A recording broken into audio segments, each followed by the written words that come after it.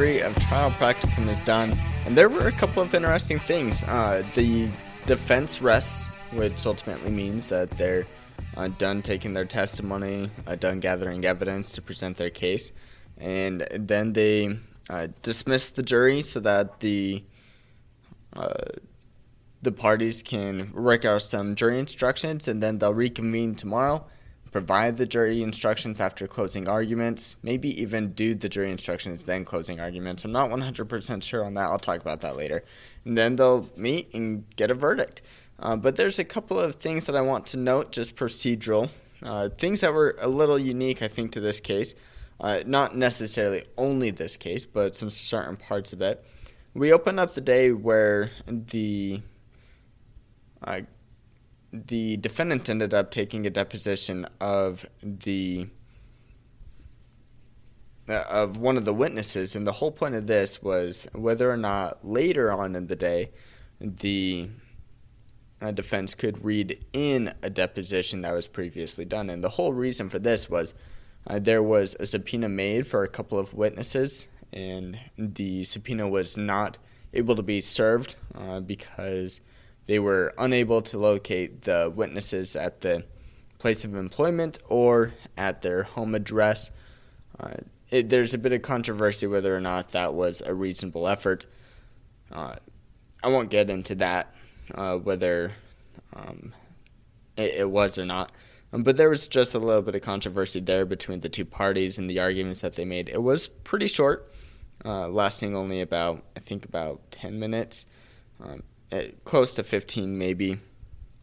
But that was the argument there, and that they ended up going and deposing that witness and what he does for work.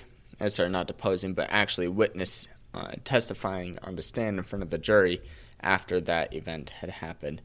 So that was the defense's third witness, and they ended up having up to 10 witnesses today. Witnesses 8 through 9 were the depositions that were read in, and this is the other part that I thought was pretty unique.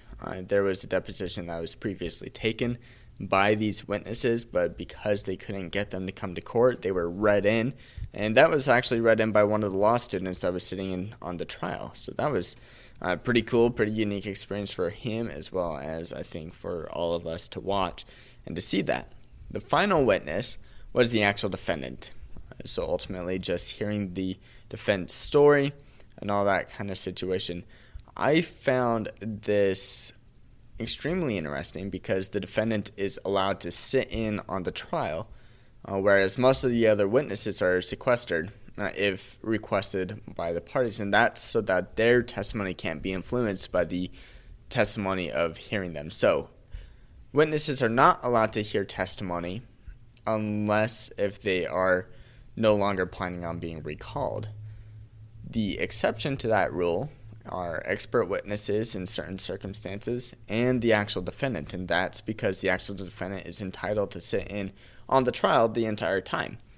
And so ultimately the defense wants to do the defendant last, and I actually think there's a bit of strategy. This isn't just this case, but I think defense attorneys in general do this, where they do the defendant last, and that's so that they had the benefit of hearing the testimony of previous witnesses to help them figure out what the story is, how things went, so they aren't going in the dark.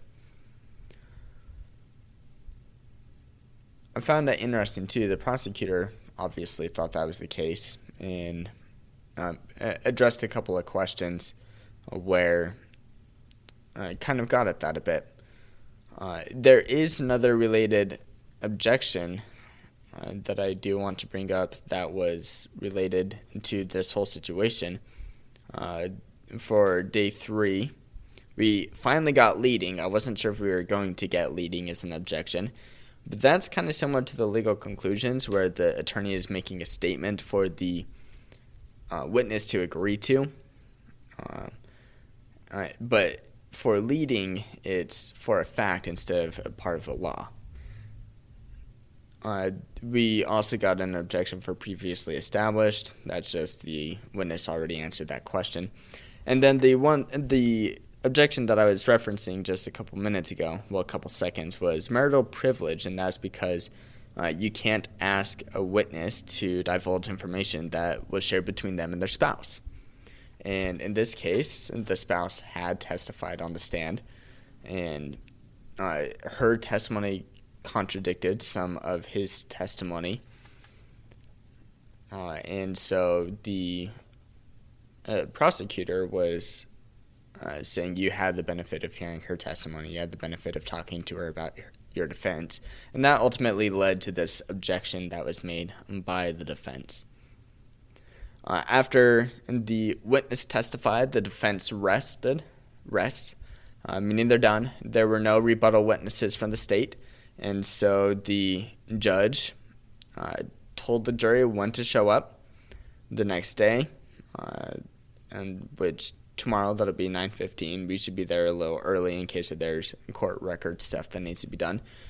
And then the judge ended up starting to discuss the jury instructions. So after the jury is dismissed, the parties have previously prepared instructions. They gave it to the judge before the trial, and the judge is working on the instructions during the trial to create a draft. And then at this point, it was an informal meeting where the attorneys and the judge together are to review the instructions as the draft was published to the attorneys.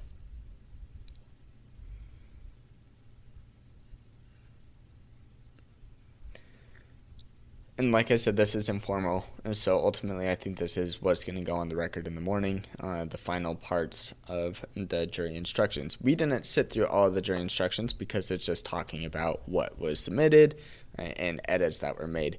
I do want to mention one last thing. I should have mentioned this before the jury instructions because it happened before the jury instructions, but the defense made a motion for acquittal. If you remember from civil procedure, you can make a Rule 50A, which is a JMAL, and ultimately what that is you're asking for a judgment as a matter of law before the jury ends up deliberating, and you do that either at the end of the case or you do that at the end of the other party's statements or at the end of the case. Here, the motion for acquittal, although presented only once, applies to both the end of the state's case and the close of all the arguments. It's similar to JMAL, Rule 50, but it's just criminal procedure instead, and it's a motion for acquittal when it comes to the defendant, who ultimately is just saying the state didn't meet their burden, this should be acquitted, it doesn't need to go before a jury. My opinion about that is I think this case will go before the jury, and I don't know exactly what the jury's going to say, so I'm not going to speculate on that. I'll talk about the verdict when it comes out. We're hoping for a verdict tomorrow afternoon. We'll see what happens. Have a good one. Bye.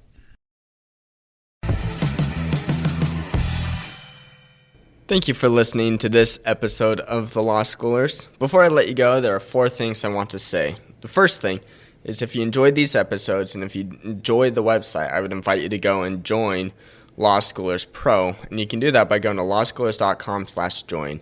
It's a way for you to support us, but there's also a lot of features there that I think you will enjoy. Second thing is that nearly all of our episodes are unedited. The only ones that aren't are pre-law materials, and the reason for that is so you can actually see the legal material in its raw form as I'm learning it as well. The third thing is that the information contained in these episodes are specifically only for educational purposes. They're not to be used as legal advice, and with that, the fourth thing is if it is used as legal advice, we are not liable. That is, Law Schoolers is not liable for any legal outcomes. Thank you again for enjoying the show. Have a good one.